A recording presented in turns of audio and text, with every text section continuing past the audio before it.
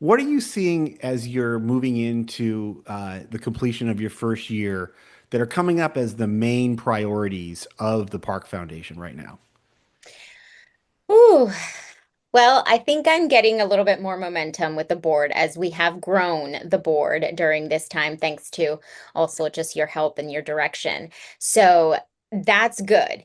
I think now it's really talking about revenue and everybody jumping on board with the different ways to create that revenue. Um, we have for us because we're county-wide, we have 42 miles of beach, we have a river, we have the suburbia, we have agriculture, farmland, we have low income, we have historical. There are just a lot of different niche areas, and that makes getting a message out there a little bit difficult, Hmm. especially when it comes to parks and recreation, because, for example, our county, the north side of the county is a lot denser. So when resources go up here, it starts to kind of create a divide with the southern part of the county where it's like, well, the north side only gets, the resources, or the west side, or only the beaches, or only the people with money, or only the poor people. And it's very divided. So our messaging it's a little difficult when it comes to that because you're not talking to one audience. We're Right. trying to be very countywide and very equitable when it comes to the messaging. So we have started sponsorships through our parks and recreation programs. So they already put on some amazing programs that a lot of people don't know about, but they're really starting to know about them.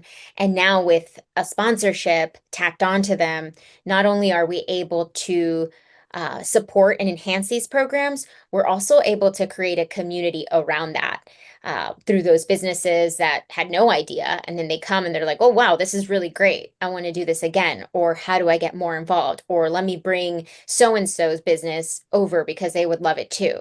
So now we're just kind of creating a different angle of revenue. And and then also continuing our major donor conversations and being able to kind of build these relationships. Community relations is a big one for these 3 years. That's kind of my one of my bigger priorities. Uh, Okay.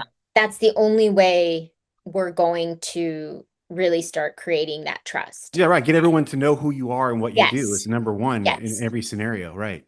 And the last thing that I didn't want to get into because this is something that I do feel like I saw a lot on the news side, was organizations, especially nonprofits, always asking for money. Mm, And I get that that is what we do. We need money. We ask for money. But by talking about these events, by talking about how wonderful these programs are, people just start to kind of see it. They're just like, oh, well, how can we help? Those businesses that I reached out to, they were like, oh, we can do that. Or, oh, we can bring the free, this. We have so much in kind that we've been getting from local businesses, and that's something that was never done before. But all things aside, we're just creating more customers to get that brand out there. I want Parks and Recreation to be a brand that our residents know. Not necessarily, and notice how I didn't say the Parks Foundation. I said Parks and Recreation to be right. the brand. Well, that's because yeah, you're supporting the Parks and Recreation programming. Dr. Nathan teaches